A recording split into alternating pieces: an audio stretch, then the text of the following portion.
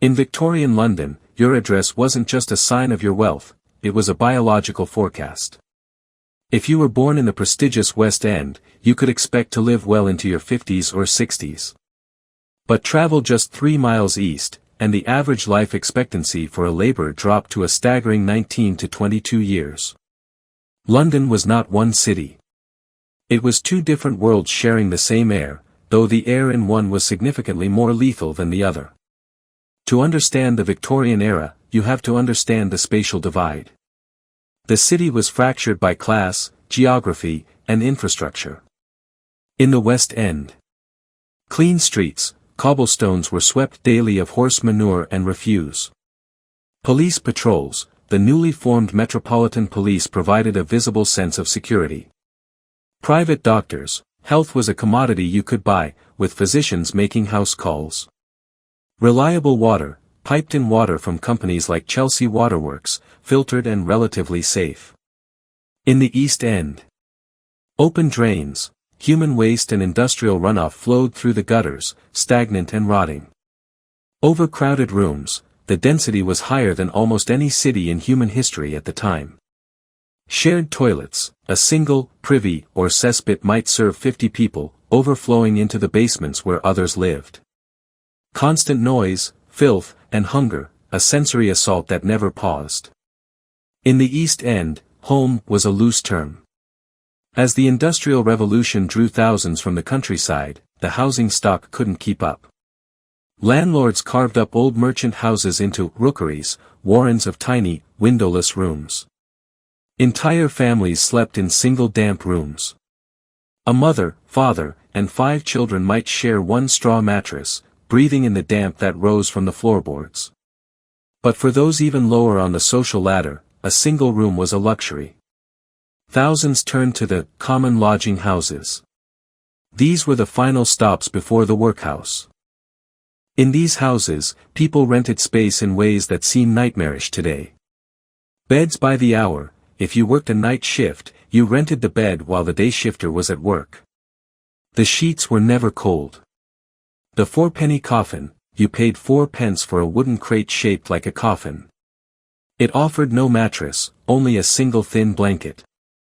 The 2-penny hangover, some paid just to sleep sitting upright. They sat on a bench, leaning over a thick rope tied across the room. In the morning, the watchman would simply untie the rope to wake everyone up. They collapsed to the floor and headed back to work. The physical environment didn't just cause discomfort, it actively invited death. Victorian science was still clinging to the miasma theory, the belief that diseases like cholera were spread by bad air or foul smells. While they were wrong about the mechanism, they were right about the source. The filth of the East End was a breeding ground. In a single room where 10 people lived, if one person contracted tuberculosis, the White Plague, the entire household was doomed. The lack of sunlight prevented the natural killing of bacteria, and the damp weakened the lungs. Water was the most dangerous element. Without private taps, East Enders relied on communal pumps. These pumps often drew water from shallow wells located dangerously close to leaky cesspits. When cholera struck in 1854, it didn't hit the West End mansions, it decimated the Broad Street tenements, where people were literally drinking their neighbors' waste. In a world this unstable, the psychology of the poor shifted toward a singular focus. In the modern world, we prioritize nutrition. In the Victorian slum, a door you can lock is more valuable than food. Privacy was the ultimate status symbol. If you had a door you could lock, you were safe from the casuals who might steal your boots while you slept. You were safe from the bailiffs and the roaming gangs. A lock meant you were a resident rather than a vagrant. This is the hidden tragedy of the Victorian era. We look at their grand monuments and their global empire, but for the majority of Londoners, empire meant nothing. Life was a 24-hour cycle of trying to earn enough pennies to keep a roof over their heads for one more night. They weren't lazy or immoral, as Victorian elites often claimed. They were people trapped in a biological trap. They were living in a city that had mastered the steam engine but hadn't yet mastered the sewer. Eventually, the West End realized they couldn't ignore the East End forever. Not out of compassion, but out of self-preservation. Disease doesn't respect social boundaries. A maid from the slums could carry typhus into a duke's nursery. This fear eventually sparked the Great Stink of 1858 and the subsequent construction of London's massive sewer system. But for decades, the rule remained absolute: tell me where you sleep, and I will tell you when you will die. In the 1840s, a Londoner might have feared a mugger in a dark alley or the collapse of a poorly built chimney. But the city's greatest killer had no face, no sound, and no shadow. It was invisible, flavorless, and delivered directly to their front door, or the communal pump at the end of the street. London's greatest killer was the water. To a Victorian, a public water pump was a symbol of life, a rare piece of civic infrastructure in a crowded slum. But beneath the cobblestones, the city was a biological disaster. London's sewage system was archaic. Thousands of homes relied on cesspools, deep holes in the ground for human waste. These pits were often unlined and prone to leaking. Because the city was so densely packed, these sewage pits were often located just feet away from the shallow wells that fed the neighborhood pumps. Human waste leaked into wells daily. People weren't just drinking water, they were drinking a diluted infusion of the entire neighborhood's pathogens. When the water became tainted, the results were catastrophic. Cholera, the most feared of all. It was explosive. A healthy person could drink a glass of water at breakfast and be dead by sunset, their body shriveled and blue from extreme dehydration. Typhoid, a slower, more deceptive killer. It lingered for weeks, causing high fevers and delirium, slowly hollowing out a family's strength and savings. Dysentery, while less dramatic than cholera, it was the constant companion of the poor. It weakened survivors until work became impossible, leading to a slow spiral into the workhouse. Most residents didn't understand germs. The germ theory hadn't been proven yet. Instead, they blamed miasma, the foul smells rising from the Thames. They blamed the humid weather or simply the hand of fate. They were fighting an enemy they couldn't see with a map that was entirely wrong. In this world of invisible death, those who lived longest were often those who followed a set of unconscious instincts. They didn't know about microbes, but they knew what worked. They boiled water, usually to make tea. The British obsession with tea likely saved millions of lives, as the boiling process neutralized the bacteria. They drank weak beer. During the brewing process, water is boiled and fermented. In the East End, small beer was safer for a toddler than a glass of fresh well water. Alcohol saved more lives than medicine in 19th-century London. They avoided death pumps. Residents noticed that certain pumps, especially those near graveyards or open drains, seemed to bring bad luck. In the Victorian era, the Industrial Revolution was hailed as the engine of progress. But for the millions who fueled that engine, employment was not a path to prosperity. It was a form of controlled decay. In the eyes of the factory owner or the mine supervisor, the human worker was simply a biological machine, and like any machine, when it broke, it was discarded. In the East End and the industrial North, childhood was a brief, forgotten luxury. Children worked long before they could read, their small statures making them perfect for jobs that would kill an adult. Chimney sweeps, young boys, some as young as 4, were sent climbing through narrow, soot-filled flues. The friction and toxic ash caused sweeps cancer and permanent lung damage. Piecers and scavengers. In textile mills, children spent 12 hours a day ducking under moving machinery to tie broken threads or sweep dust. One slip meant a lost limb, or a life. The match girls. In the East End, girls worked with white phosphorus to create matches. The chemical fumes led to phossy jaw, a horrific condition where the jawbone literally glowed in the dark and then rotted away. Adult labor was no more merciful. Factories did not usually kill you quickly. They wore you down, cell by cell, until your body surrendered to the environment. The air in these workspaces was a cocktail of destruction. In the potteries, it was flint dust; in the mills, it was cotton lint; in the mines, it was coal dust. These particles settled in the lungs, leading to phthisis, a slow, suffocating death. There was no safety net. There were no disability payments or health insurance. In this world, an injured worker became a burden overnight. If a worker lost a hand to a loom or a leg to a coal cart, they were dismissed on the spot. Without the ability to sell their physical labor, a family moved from the factory floor to the workhouse gate in a matter of days. Survival required a specific kind of wisdom. The most successful workers weren't the ones who worked the hardest, they were the ones who understood the limits of their own expendability. Those who survived the long decades of the 19th century learned the hidden rules of the shop floor. Hide weakness, a cough or a limp was a reason for dismissal. You worked through the pain until you literally collapsed. Quit early. If a factory's conditions turned lethal, the wisest workers moved on before the dust took their breath permanently.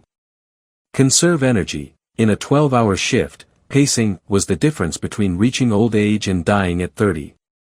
In the Victorian imagination, the ideal woman was the angel in the house, a protected, domestic creature sheltered from the harshness of the world. But for the millions of women in the East End, there was no house, and there was certainly no angel. A woman alone in Victorian London was assumed guilty of something. To be a woman without a male protector, be it a father, husband, or master, was to be viewed by society as fallen, vagrant, or criminal. In this world, survival was a daily negotiation with a system designed to ignore your existence until you broke a law. For a working-class woman, there were essentially 3 paths to a paycheck, and each one came with a hidden price. Domestic service, this was the most respectable option. It offered a roof and a bed, but no actual safety. Maidservants were at the absolute mercy of their employers. They worked 17-hour days, had no privacy, and were frequently subject to physical or sexual abuse. If a maid became pregnant, even through assault, she was fired without a character reference, which was effectively a death sentence for her career.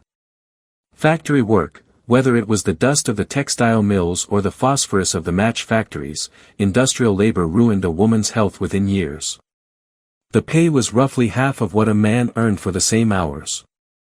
Street work, when the factory closed or the master turned her out, the street was the final resort. Prostitution, often called the great social evil, was widespread. It wasn't always a choice, it was often seasonal work for women who couldn't make ends meet during the winter. It invited violence, horrific diseases, and constant arrest by police who viewed them as a public nuisance rather than victims. How did they survive? They didn't do it through strength, they did it through strategy. Remaining unnoticed, to be seen was to be judged. Successful survivors wore drab colors, kept their heads down, and avoided the gaze of gentlemen and constables alike. The power of the collective, women rarely lived truly alone. They shared rooms, sometimes 5 or 6 to a single damp basement, to split the rent and provide mutual protection against intruders. Household attachment, many women worked as charwomen or laundresses for multiple households, creating a patchwork of low-paying jobs that made them useful enough to avoid being picked up for vagrancy. Avoiding authority, the police weren't there to protect women, they were there to protect property. A woman in trouble would almost never call for a peeler, as the interaction was more likely to end in her own stay in a cold cell. In the East End, fame found only the dead. The names we know today, like the victims of Jack the Ripper, are only known because of the horrific way they died. The living stayed invisible. If you stepped into a rookery, the slum warrens of Spitalfields or Whitechapel, you might think you were entering a world of pure chaos. But that was a mistake that could cost you your life. Crime in Victorian London was not chaotic. It was highly organized, territorial, and systematic. Dickens' Fagin wasn't a total fiction. Pickpocketing and buzzing, stealing watches, were skilled trades. Children were trained from the age of 5 or 6 using bells hung on coats. If they could pick the pocket without ringing the bell, they were ready for the street. Gangs claimed specific territories, usually centered around a public house or a specific flash house, a tavern where criminals met. Violence was rarely random, it was targeted. It was used to enforce territory, collect debts, or punish narcs, informants. The police were woefully understaffed. In many neighborhoods, a lone constable wouldn't dare enter after dark. Many residents learned that they were on their own. The rule of law stopped at the mouth of the alley. To survive a walk through the East End, you had to follow the unwritten rules of the urban jungle. Divide and conquer, never carry all your money in one place. A few coins in the shoe, some in the hat, and only a small, decoy, amount in a pocket. If you were held up, you gave up the decoy and kept your life. Compliance over conflict, never resist a theft violently. In a world with no antibiotics, a shallow knife wound was a slow, agonizing death sentence via infection. Your watch was not worth your life. The sobriety tax, never walk drunk or alone at night. The lush cribs, pubs, were watched by scouts who looked for those stumbling home. Being intoxicated made you a mark, and in the East End, a mark was rarely left with their boots. The king of the London slums was tuberculosis, known then as consumption or the White Plague. It was a slow executioner. It wasted the body over months or years, hollowing out the chest and turning the skin translucent. Because it thrived in the dark, damp, and unventilated rooms of the rookeries, it could take down an entire family one by one. Smallpox was the more violent cousin. It didn't waste you, it attacked you. Those who survived were often left with deep, pitted scars that served as a lifelong brand of their brush with death. And then there were the invisible killers. A simple scratch from a rusty nail or a small cut from a factory loom could lead to sepsis. In an age before antibiotics, infections killed from minor wounds, turning a moment of clumsiness into a funeral within a week. But the physical body wasn't the only thing under assault. The sheer trauma of living in the East End, the noise, the violence, the grief, took a heavy toll on the mind. In the 19th century, mental illness was treated as criminal behavior. There was no therapy. If you suffered from depression, PTSD, or dementia, you were seen as a nuisance to the public order. Asylums like Bedlam, or the sprawling county madhouses were designed for confinement rather than healing. They were warehouses for the undesirable, where patients were often shackled, neglected, or put on display for the curious public. Victorian Londoners lacked modern biology, but they possessed a keen, survivalist intuition. They learned to fear the very things that defined their existence. Crowded rooms, they noticed that when 10 people slept in one room, the fever stayed in that room. Damp walls, the black mold climbing the brickwork was correctly associated with the rotting of the lungs. Shared blankets, in lodging houses, a blanket used by a sick man at 2 a.m. was a death trap for the person who rented it at 6 a.m. The cure for almost every Victorian ailment was simple: fresh air, sunlight, and rest. These were the only true medicines. But in a city built on coal smoke and 12-hour shifts, these were luxuries that only the West End could afford. For the poor, rest meant the workhouse, and fresh air was a fantasy. If you look only at the death rates and the disease, it seems impossible that anyone survived the East End at all. But they did. They survived because they understood a truth the Victorian elite never quite grasped: the poor did not survive alone. While the West End relied on banks and insurance, the East End relied on the neighbor. This was a collective survival strategy born of absolute necessity. Shared food: if one family had a windfall, perhaps a few extra pennies from a day at the docks, a pot of soup was made for the whole hallway. Child rearing: mothers worked in shifts. While one was at the laundry, another watched 10 children from 3 different families. The early warning system: when the police or the tallyman, debt collector, entered a street, a series of whistles and shouts would travel ahead of them, allowing the vulnerable to vanish. In Victorian London, there was a fate more feared than the grave itself. It was the New Poor Law's ultimate solution, the workhouse. This institution was meticulously designed to be worse than hunger. The philosophy was simple: if the workhouse was sufficiently miserable, only the truly desperate would seek its relief. The moment you crossed the threshold, your identity was stripped away. Families were separated immediately, husbands from wives, mothers from children, often never to speak again despite living under the same roof. A grueling code of silence was enforced in the dining halls and dormitories to crush the human spirit. The labor was not meant to be productive, it was meant to be punishing. Men broke stones into gravel or picked oakum, shredding old, tarred ropes until their fingers bled. Women scrubbed endlessly, performing repetitive laundry for the city's elite. Children learned obedience, not education, prepared only for a life of subservience. Many of the destitute preferred the slow death of sleeping in frozen doorways to the psychological prison of the spike. The workhouse did not exist to help the poor, it existed to terrify them into compliance.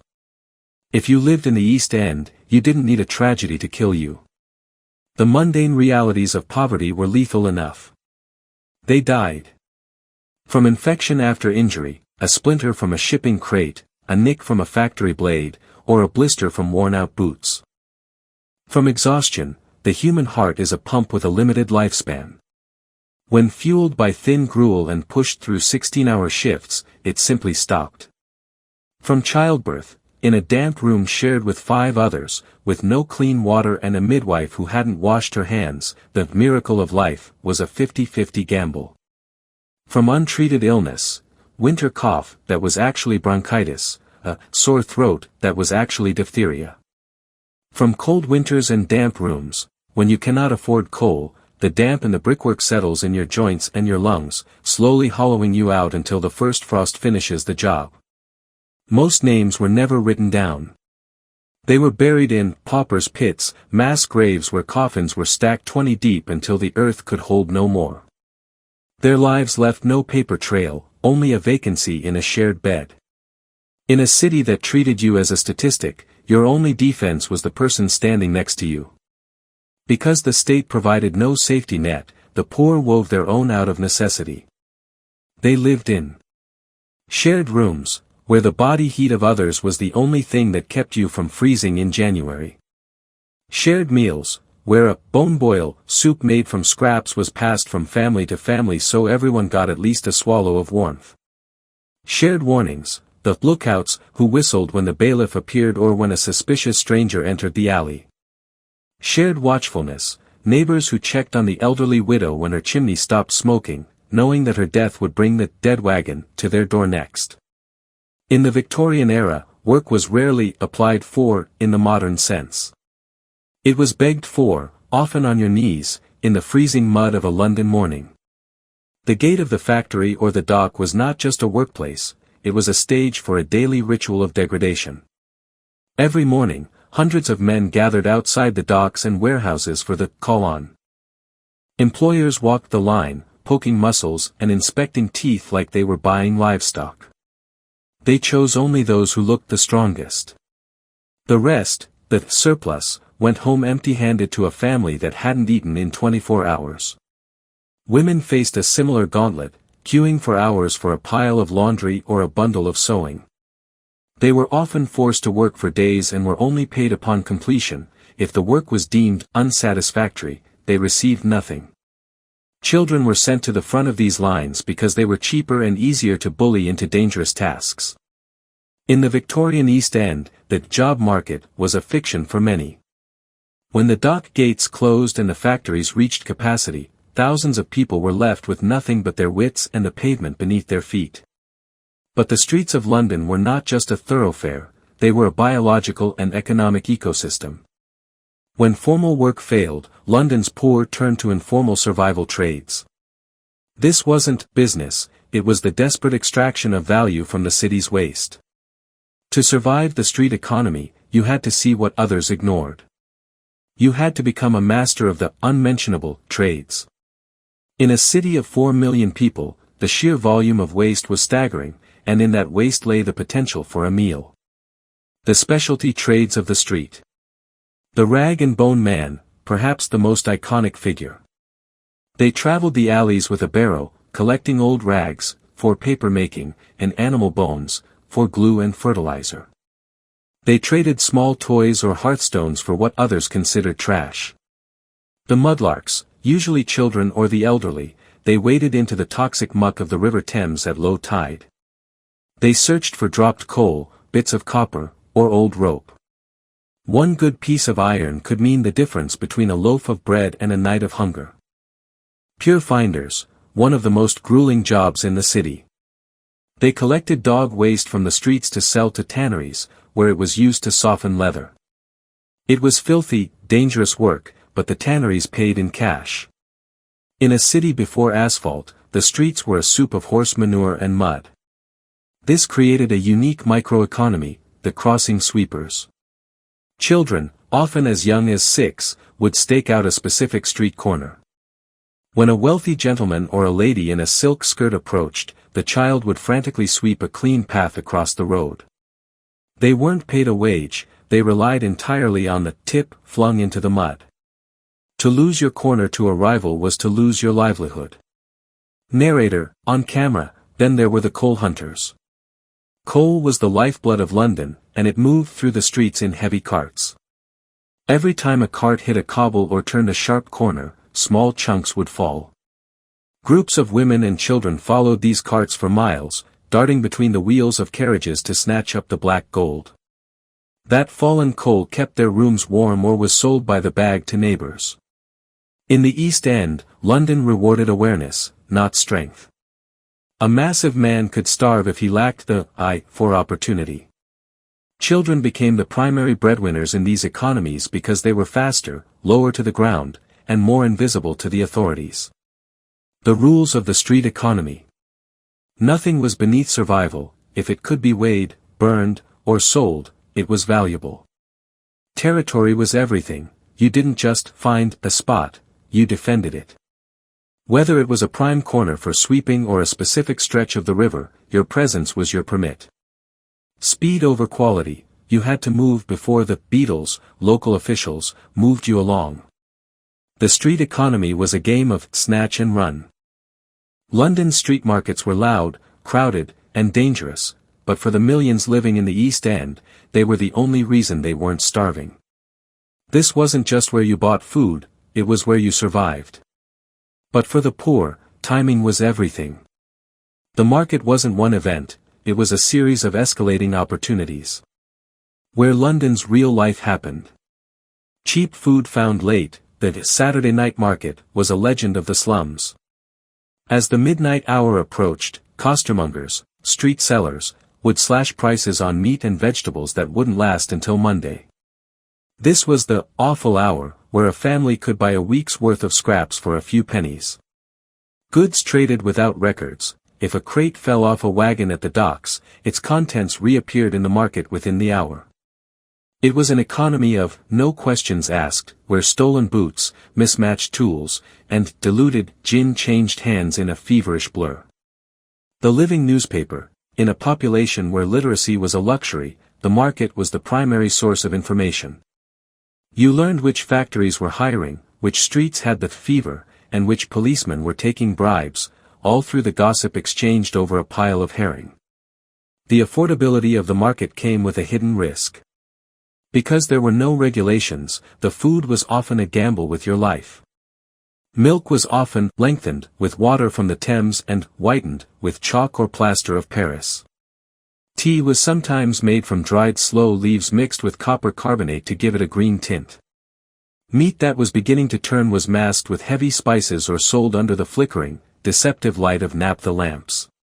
Those who survived the markets weren't just shoppers, they were amateur chemists and forensic investigators. They learned to smell the rot beneath the pepper and feel the weight of the bread to see if it had been bulked out with sawdust. Markets were also where theft thrived. The density of the crowd was a gift to the pickpocket. A dip could work a crowd for an hour and vanish into the labyrinth of the rookeries before the victim even felt the draft in their pocket. It was a place of theatrical crime. While one person caused a fake fight or fainted from hunger, 3 others would clear the pockets of the distracted onlookers. To walk through a Victorian market and return with your dignity and your dinner intact, you had to follow a set of unwritten survival rules. Never stop moving, the moment you stood still, you became a target. A stationary person was either a mark for a thief or an obstacle to a porter. To keep moving was to stay alive. Keep hands visible, this was a signal of honesty to the vendors and a defense against the light-fingered. By keeping your hands in front of you, you protected your own pockets and signaled that you weren't lifting from the stalls. Watch children closely. In the press of thousands of bodies, a child could be swept away in seconds. Children weren't just at risk of getting lost, they were at risk of being recruited by gangs or trampled by heavy carts. The market fed the city, delivering the fuel the Industrial Revolution required. But it also swallowed the careless. If you were distracted by the cry of a vendor or the lure of a miracle cure, you could find yourself penniless and bleeding in a gutter before you realized the trap had been set. Despite the danger, the markets were the only place where the poor felt a sense of agency. In the factory, they were a cog. In the workhouse, they were a prisoner. But in the market, they were a customer. Even if they only had a single copper coin, they had the power to choose. This was the social safety valve of London. As long as the markets were full of cheap, albeit questionable, food, the city remained stable. The shogun of the East End wasn't the police, it was the costermonger. By the time the naphtha lamps were blown out and the stalls were packed away, the market had performed its daily miracle, it had allowed the poorest people on earth to survive one more day in the greatest city on earth. In 1829, Sir Robert Peel established the Metropolitan Police, and the Peeler became a permanent fixture of the London landscape.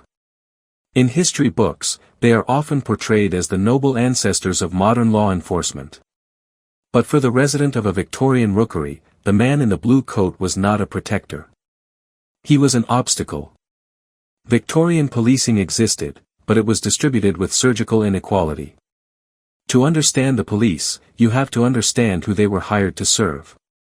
The Met was funded by the state to ensure that the engine of commerce kept turning. This meant that the law changed depending on which street you stood on. The Great Divide. In wealthy districts, patrols were frequent and preventative. A constable's job in Mayfair was to ensure that gentlemen could walk to their clubs without being accosted. Here, the police were helpful, providing directions and a sense of absolute security. In poor districts, presence was minimal, and when it did appear, it was reactive and aggressive. Constables moved in pairs, rarely entering the deepest slums unless they were in force. They didn't come to solve a crime against a peasant, they came to suppress a riot or clear a thoroughfare. If you lived in the East End, the police did not enforce your safety. They enforced the system. Vagrancy laws, it was a crime to be poor and stationary. Moving on was the most common command. If you were found sleeping on a step, you weren't given a bed, you were given a cell. Public order, their goal was to keep the rabble from boiling over into the respectable parts of town.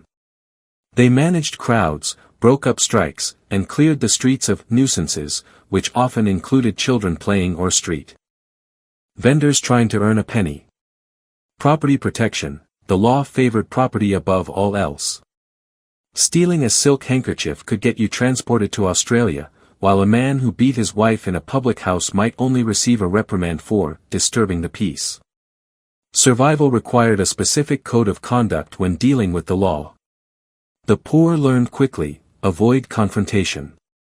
Even if you were the victim, involving the police meant risking your own arrest for disorderly conduct. Move when told.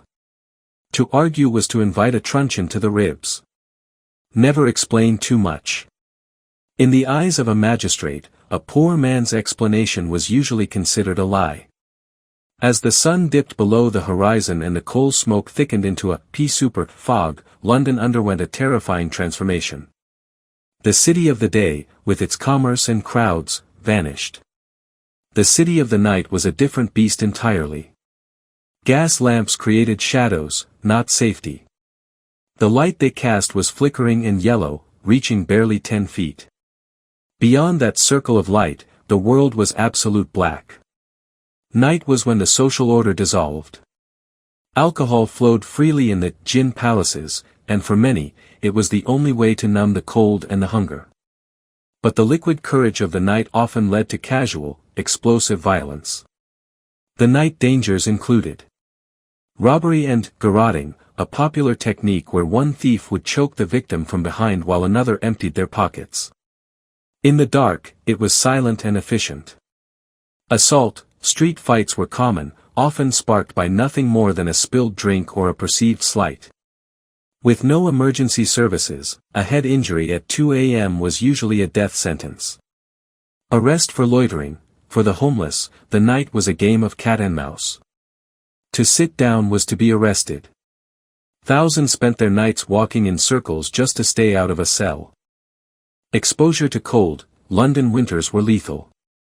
Without the sun's mercy, the dampness of the Thames became a freezing shroud. The night was the ultimate divider. It separated those with a hearth from the nearly lost. If you had shelter, you guarded it fiercely. Doors were bolted with heavy iron, and windows were shuttered. The home became a fortress. But for the casual, poor, the ones renting a bed by the hour, the night was a time of vulnerability. If your hour was up at midnight, you were cast back into the cold, regardless of the weather. Those without shelter kept moving. This was the Dead March. Men, women, and children walked the bridges and the embankments, leaning against walls but never fully closing their eyes. To stop was to freeze, to stay still was to be moved on by a peeler's boot. To survive the London night, you had to master the darkness. Stick to the main ways, avoid the shortcuts through the rookeries. The long way around, under the light of the main road, was worth the extra mile. The safety in numbers rule, people leaving work late would wait at corners for others to join them, forming a temporary pack for the walk home. Know that night noises, a successful survivor could tell the difference between the rhythmic tread of a constable and the soft, hurried scuffle of a footpad, a street robber.